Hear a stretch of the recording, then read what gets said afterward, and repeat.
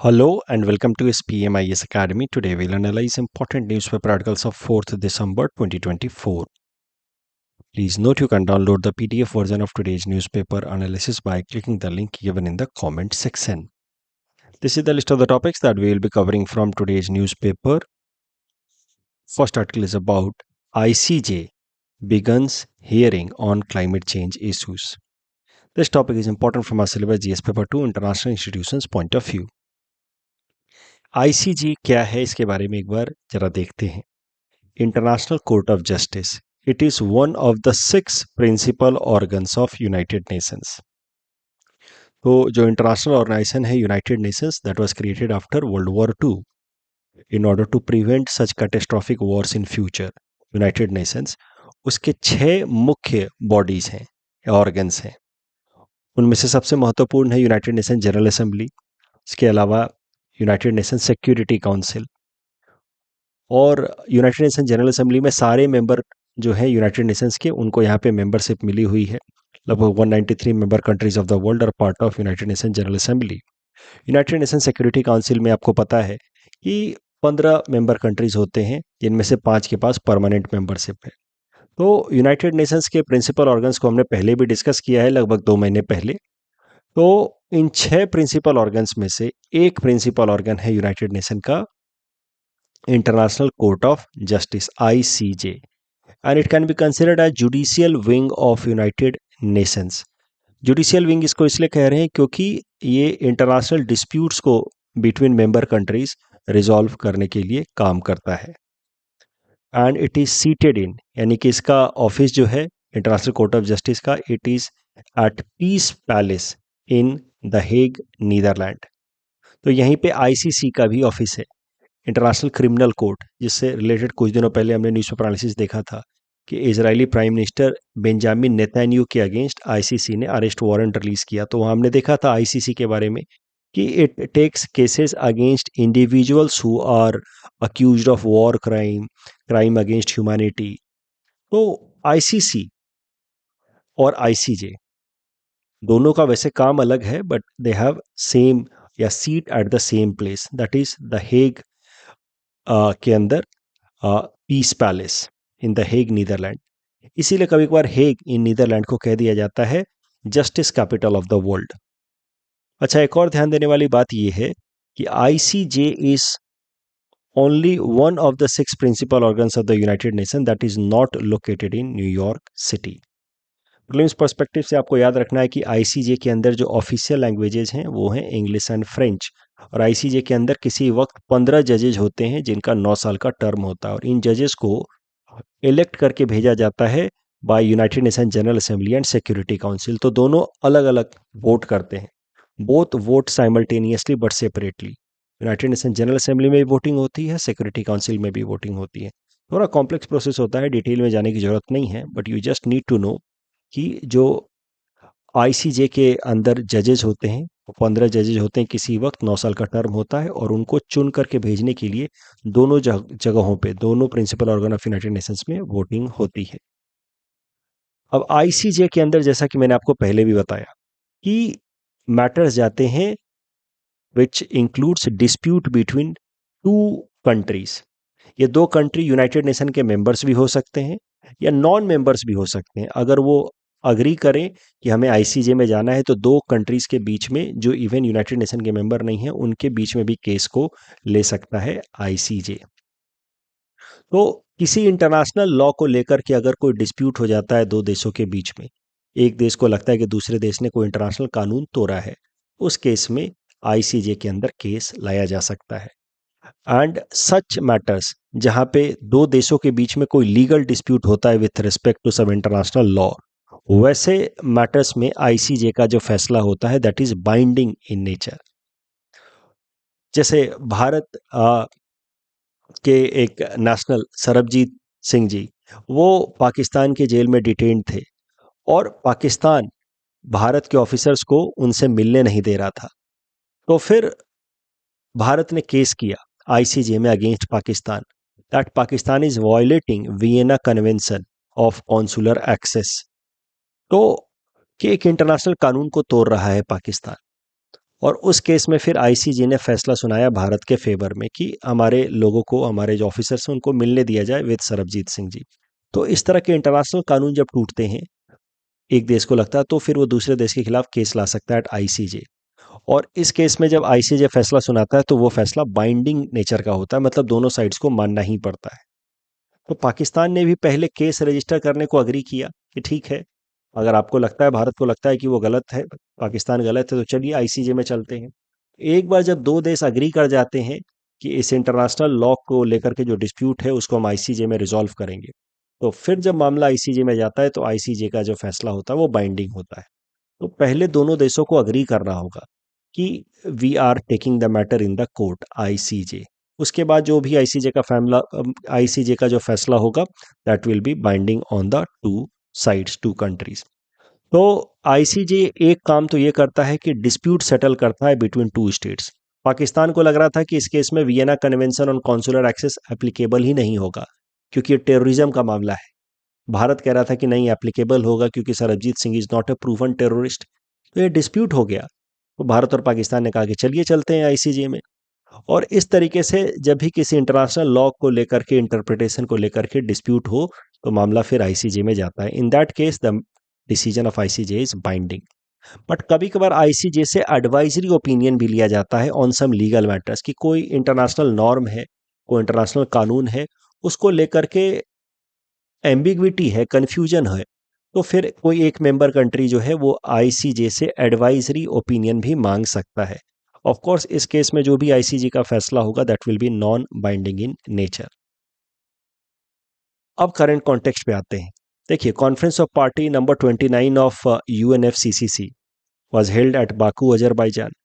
और बहुत सारे नजरिए से अगर देखा जाए, from several perspective, this climate change talk held at Baku Azerbaijan was a failure. कुछ भी सिग्निफिकेंट अचीवमेंट हुआ नहीं है।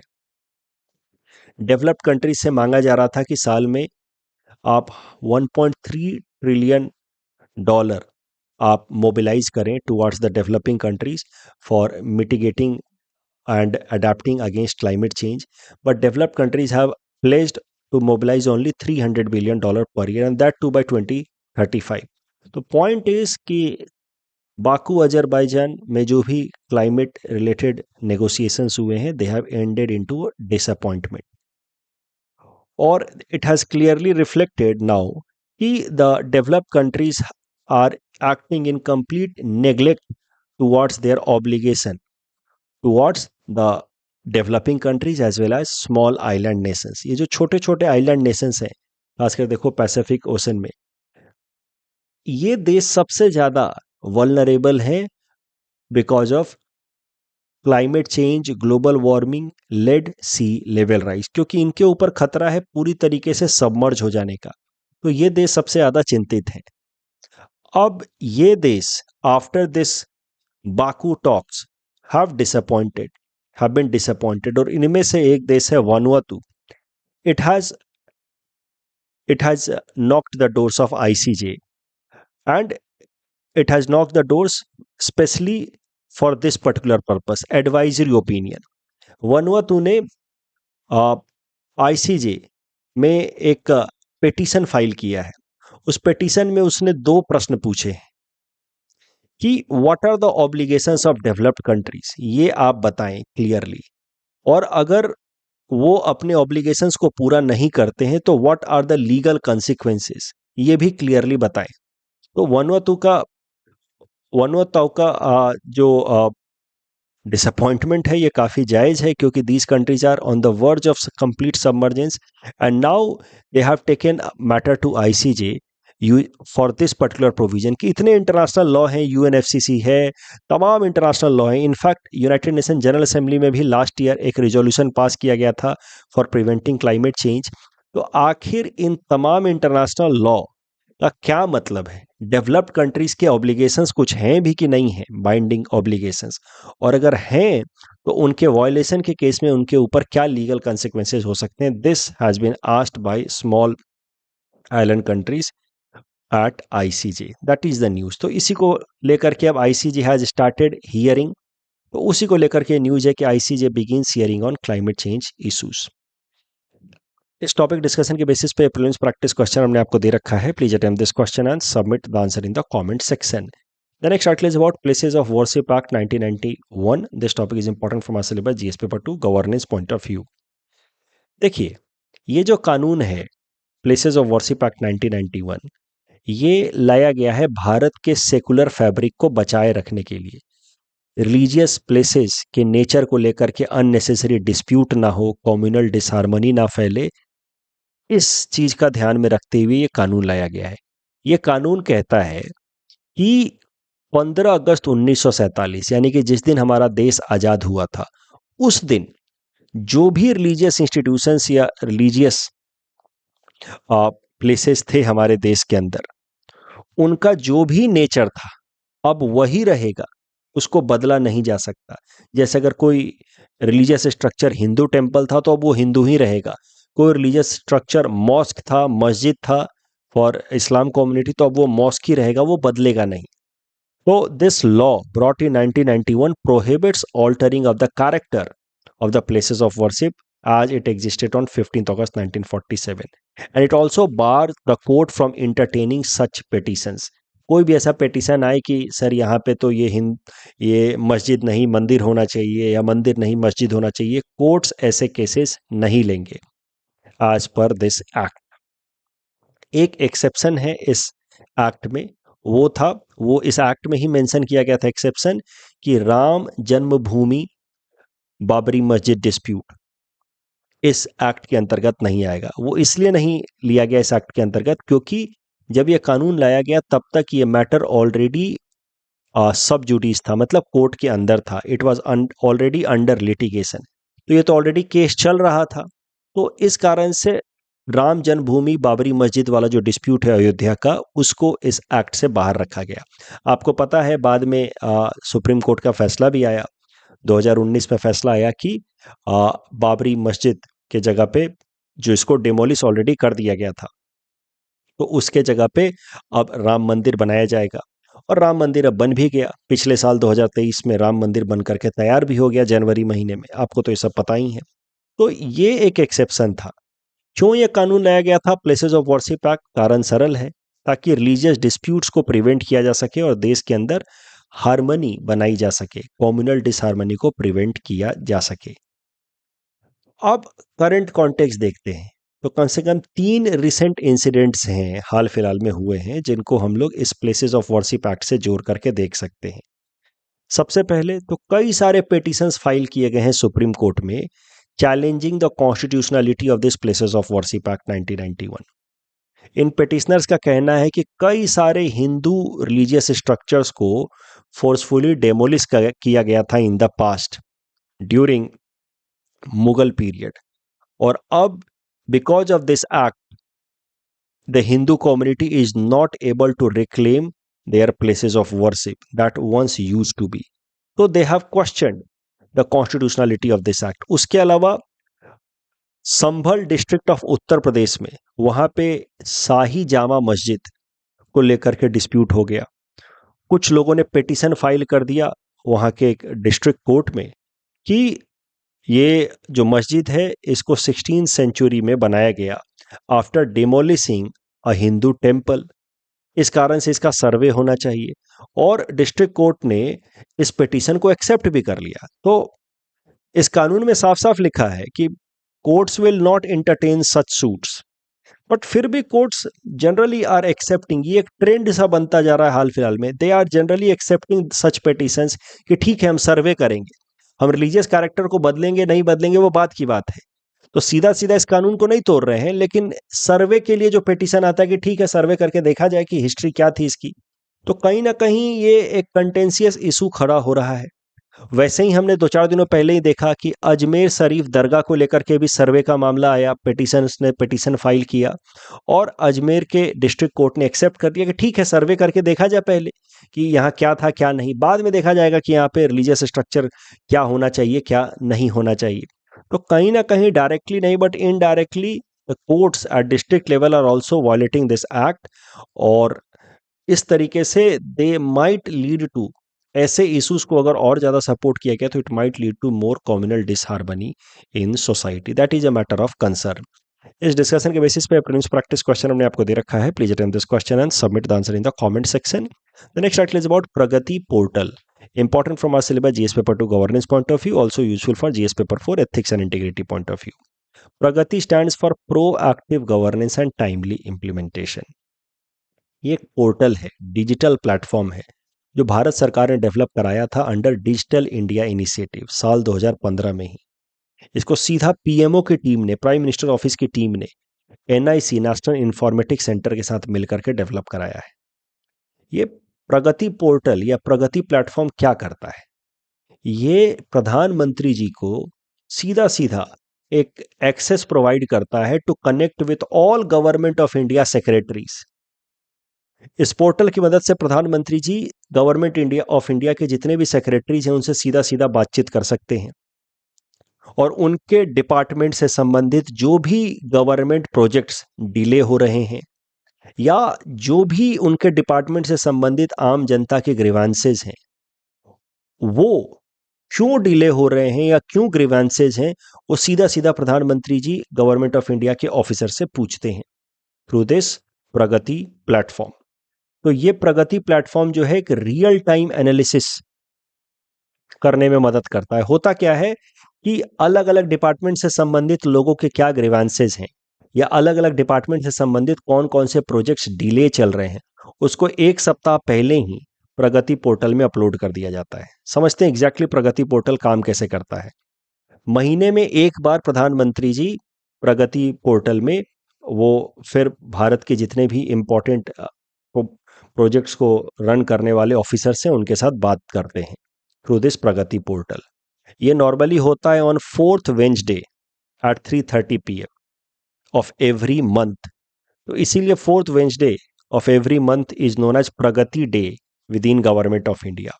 और अलग अलग डिपार्टमेंट से संबंधित जो भी कंसर्न्स हैं या ग्रीवांसेज हैं लोगों के, या अगर कोई प्रोजेक्ट डिले चल रहा है तो उस 7 दिन पहले ही पोर्टल पे वो अलग अलग इश्यूज अपलोड हो जाते हैं कि ये वाला प्रोजेक्ट डिले चल रहा है. अब अलग अलग ऑफिसर जो भी हैं वो देख लेते हैं कि भैया मेरे डिपार्टमेंट से संबंधित ये कंसर्न है जो प्रधानमंत्री जी मुझसे पूछेंगे, ये कंप्लेन है, एक आम जनता ने कंप्लेन किया है, अब प्रधानमंत्री जी इससे बारे में हमसे पूछेंगे. तो अलग अलग डिपार्टमेंट से संबंधित जो भी कंसर्न्स हैं डिले ऑफ प्रोजेक्ट के या ग्रीवांसेस के, वो एक सप्ताह पहले ही पोर्टल पे अपलोड हो जाते हैं ताकि ऑफिसर्स को टाइम मिल जाए अपना आंसर तैयार करने का. और फिर प्रगति डे के दिन प्रधानमंत्री जी इन ऑफिसर से बातचीत करके इनके रिप्लाई को सुनते हैं और अगर सेटिस्फैक्ट्री जवाब नहीं हुआ तो फिर अकाउंटेबिलिटी फिक्स भी की जाती है, कुछ ना कुछ करेक्टिव मेजर्स लिया जाता है.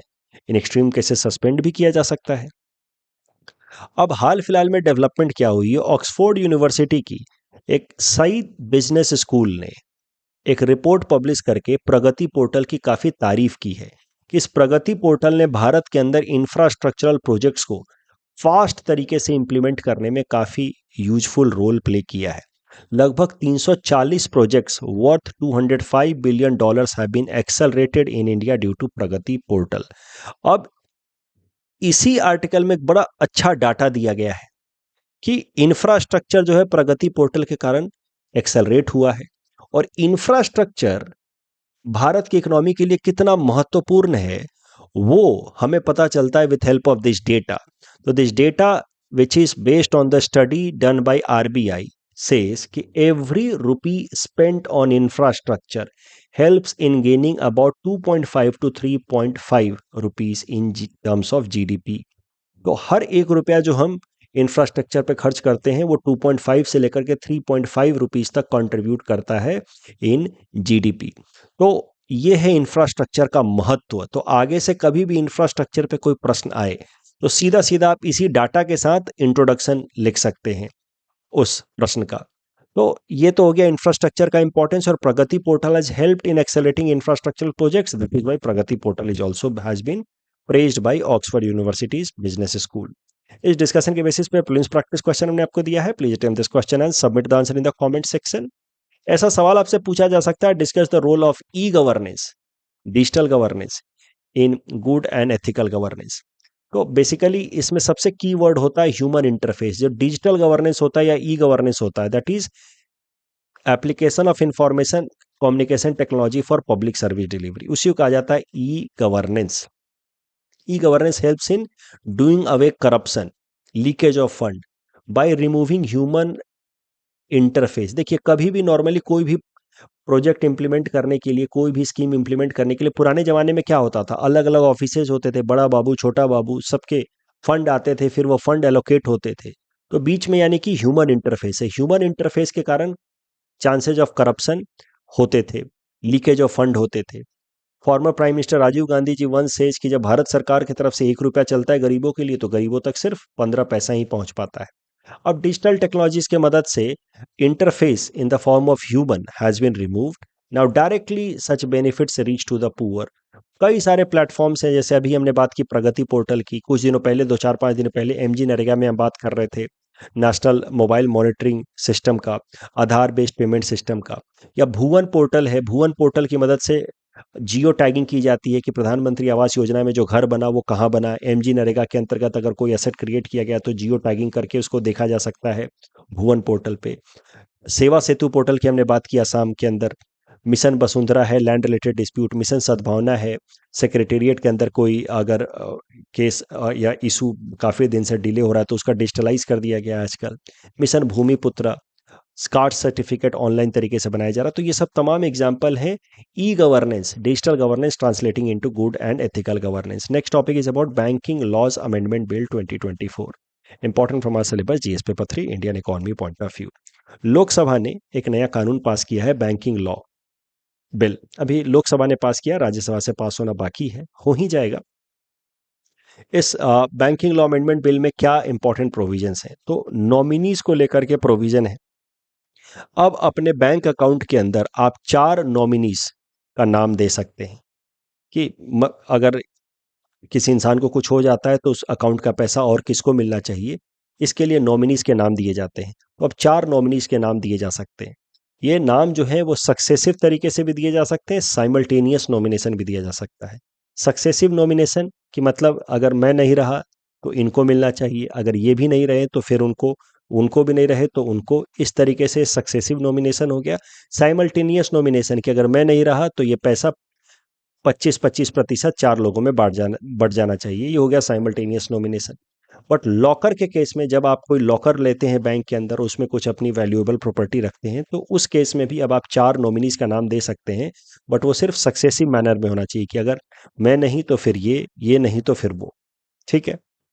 रीडेफिनिशन ऑफ सब्सटैंशियल इंटरेस्ट, ये एक इंपॉर्टेंट पॉइंट है। देखिए, तो बैंक्स के अंदर, किसी भी बैंक के अंदर एक बैंक बोर्ड होता है, उस बैंक बोर्ड के अंदर कुछ तो होते हैं परमानेंट डायरेक्टर्स, कुछ होते हैं नॉमिनेटेड डायरेक्टर्स जो 10 साल के लिए नॉर्मली होते हैं। अब बैंक के अंदर डायरेक्टर पोस्ट के लिए पहले से नियम है कि उस इंसान का उस बैंक के अंदर सब्सटैंशियल इंटरेस्ट होना चाहिए।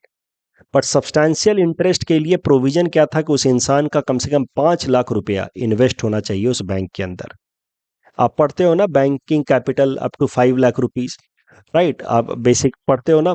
आप तो 5 लाख रुपया उस इंसान का उस बैंक के अंदर इन्वेस्टेड होना चाहिए,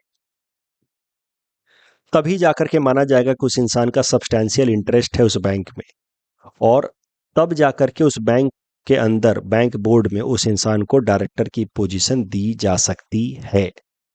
बट ये 5 लाख वाला जो अमाउंट है ये बहुत पहले फिक्स किया गया था। ऑफ कोर्स ये अब काफ़ी कम है आज के डेट में। बैंक बोर्ड के अंदर वन ऑफ द डायरेक्टर अगर आपको बनना है, सिर्फ 5 लाख रुपए बैंक में इन्वेस्ट करके आप डायरेक्टर बन सकते हैं। एक बात और समझ लीजिए, 5 लाख रुपए इन्वेस्ट करके कोई भी नहीं बन जाएगा। हम और आप जाकर के बोलेंगे हम 5 लाख रुपए इन्वेस्ट कर रहे हैं, हमको बैंक इस एसबीआई के बोर्ड के डायरेक्टर बन जाओ, तो ऐसा नहीं है। बट ये एक one of the many criteria है कि 5 लाख रुपए आपको मिनिमम इन्वेस्ट करने हैं, उसके बाद बाकी डायरेक्टर्स अगर आपको अप्रूव करेंगे तब जाकर के आप बोर्ड ऑफ डायरेक्टर्स का एक डायरेक्टर बन सकते हैं, हिस्सा बन सकते हैं। बट ये 5 लाख रुपए अमाउंट फिर भी काफ़ी कम है। तो अब इस 5 लाख के अमाउंट को क्राइटेरिया को बढ़ाकर कर दिया गया है 2 करोड़, कि कम से कम 2 करोड़ रुपए अगर आपने बैंक में इन्वेस्ट किए हैं तो माना जाएगा कि you have substantial interest in the bank, and in that case only you are eligible to become one of the directors of the bank's board. तो 2 करोड़ जो है वो शो करता है कि the member has now some significant financial commitment, and that is why he can now become a director. So 2 crore upgradation from 5 lakh, it is as per the current value of the economy या current situation of the economy. उसके अलावा टेनियर of the director, अब bank के अंदर जो cooperative banks होते हैं उनके डायरेक्टर्स का टेन्योर, जो नॉमिनेटेड डायरेक्टर्स हैं, नॉट होल टाइम डायरेक्टर्स, जो नॉमिनेटेड डायरेक्टर्स हैं जिनको कुछ टाइम के लिए अपॉइंट किया जाता है, उनका टेनियर अब 8 साल से बढ़ा करके 10 साल कर दिया गया है. It has been done in line with the 97th amendment act 2011 जो कोऑपरेटिव्स रिलेटेड मैटर डील करता है. तो उसमें तमाम कोऑपरेटिव्स के लिए 10 साल की मेंबरशिप की मिनिमम बात की गई है. तो उसी लाइन में टेनियर ऑफ डायरेक्टर को बढ़ा करके 10 साल कर दिया गया है in cooperative bank. Common directorship, तो now under certain condition a person can become a director of central cooperative bank also as well as for state cooperative banks also. एक ही इंसान सेंट्रल कोऑपरेटिव बैंक्स में भी director बन सकता है, state cooperative bank में भी डायरेक्टर बन सकता है. पहले ये अलाउड नहीं था. ऑडिटर, मैंने आपको जिनको भी इकोनॉमिक्स में पढ़ा चुका हूँ उनको याद है, अगर आप प्लीज़ रिकॉल करने की कोशिश कीजिए. मैंने आपको बताया है कि कैसे बैंक्स का ऑडिट होता है, एनडीटीएल चेक किया जाता है, फिर उस टाइम के सीआरआर एसएलआर के बेसिस पे उस बैंक के टारगेट्स फिक्स किए जाते हैं फॉर नेक्स्ट 14 डेज. तो जो ऑडिटर्स आते हैं वो आरबीआई की तरफ से आते हैं, बट नॉट नेसेसरीली कि they are RBI officers only. कभी इंडिपेंडेंट ऑडिटर्स को भी अपॉइंट कर देती है आरबीआई. तो इंडिपेंडेंट ऑडिटर्स का क्या रेम्यूनरेशन होगा, वो रेम्यूनरेशन, वो पैसा भी बैंक को ही देना पड़ता है अपना ऑडिट करवाने से पहले. पहले वो रेम्यूनरेशन पूरी तरीके से आरबीआई तय करती थी. Now banks will have greater flexibility in determining the remuneration of these statutory auditors which was previously regulated by RBI. अच्छा, रिपोर्टिंग डेट पहले मैंने आपको क्या बताया, क्लास में ही मैंने बताया, ऑल्टरनेट फ्राइडे. तो ऑडिट कब होता था? Alternate Friday, second and fourth Friday को होता था. अब ऑडिटिंग रिपोर्टिंग डेट्स बदल गई हैं, अब होंगी on first and I am so sorry on 15th and last day of every month. यानी कि 15 तारीख को होगा और 30 तारीख को होगा, अगर 30 का महीना है तो 31 को होगा, अगर 31 का महीना है तो. इस तरीके से ऑडिट होगा बैंक्स का. इस टॉपिक डिस्कशन के बेसिस पे प्रीलिम्स प्रैक्टिस क्वेश्चन हमने आपको दे रखा है. Attempt this question and submit the answer in the comment section. The next article is about martial law declared in South Korea. Prelims perspective से देख लीजिए, क्या पता पूछ ले कि हाल फिलहाल में किस देश में मार्शल लॉ. मार्शल लॉ मतलब इमरजेंसी लॉ डिक्लेयर किया गया है. तो साउथ कोरियन प्रेसिडेंट ने इमरजेंसी लॉ या मार्शल लॉ डिक्लेयर कर दिया साउथ कोरिया में. उनका कहना है कि साउथ कोरिया के अंदर लॉ एंड ऑर्डर के सिचुएशन हो गए हैं, कई सारे anti social anti state forces यानी कि एंटी नेशनल फोर्सेस जो हैं वो एक्टिव हो गए हैं, इसलिए हमें इमरजेंसी लगाने की जरूरत पड़ी है. पुलिस डिप्लॉय कर दिया गया है, आर्मी डिप्लॉय कर दी गई है, कई सारे जो सिविलियन राइट्स हैं सस्पेंड कर दिए गए जो नॉर्मल इमरजेंसी के दौरान होता है. बट इसको क्रिटिसाइज किया जा रहा है क्योंकि ज़्यादातर लोगों का मानना है कि ये जो इमरजेंसी लगाई गई है, मार्शल लॉ लगाई गई है, कहीं ना कहीं पॉलिटिकल मोटिव से लगाई गई है. कहीं ना कहीं जो उनके प्रेसिडेंट हैं यून सुक योल, उनकी पॉलिटिकल स्टेबिलिटी जो है वो कमज़ोर हो रही थी और अपनी पॉलिटिकल पोजीशन को बचाए रखने के लिए उन्होंने इमरजेंसी लगाई है. इस कारण से क्रिटिसिज्म हो रहा. तो कहीं ना कहीं ये जो मौजूदा इमरजेंसी है जो अभी कोरिया में आई है, इसको भारत के अंदर जो इमरजेंसी लगाई गई थी 1975 में, उससे रिलेट करके देख सकते हैं. उस टाइम में भी इंदिरा गांधी जी ने अपने पोजीशन को मेनली बचाए रखने के लिए इमरजेंसी लगाई थी. कल जो हमने आपको प्रैक्टिस क्वेश्चन दिया था, इसमें देखिए ये जो तीसरा स्टेटमेंट है तो सीधा सीधा गलत है. Dedollarization will not result in increase but decrease in the value of US dollar. बाकी सब स्टेटमेंट सही है. इंचियन स्ट्रैटेजी में दूसरा स्टेटमेंट गलत है. ऐसा सीधा सीधा कुछ भी बात नहीं हुई है कि explicitly includes a goal to achieve universal access. ऐसा कुछ भी सीधा सीधा इंचियन स्ट्रैटेजी में नहीं कहा गया है. यूएनसीसीडी से संबंधित तो दोनों स्टेटमेंट सीधे सीधे सही हैं. स्वास्थ्य सेवा उत्सव, ये ये दूसरा स्टेटमेंट गलत है क्योंकि मैंने आपको बताया first phase was launched in 2023 only. So second statement is wrong, बाकी first and third is correct. So two options are. इसमें देखिए, इसमें पूछ रहा है कि क्या इनकरेक्ट है, राइट. तो पहला तो करेक्ट है और दूसरा इनकरेक्ट है. The programme focuses on ensuring compliances with Indian public health standard, तो तीसरा भी करेक्ट है. तो only one statement would be incorrect, that is option number 2. Correct answer would be option A. इन रोड से संबंधित तीसरा स्टेटमेंट गलत है. 100% तो टारगेट अचीव नहीं हुआ है लेकिन अच्छा खासा प्रोग्रेस है. बट 100% अचीव नहीं हुआ है। 2 लाख हेक्टेयर में से लगभग 125 लाख हेक्टेयर अचीव हुआ है। That's all from our side for today. Thanks for watching.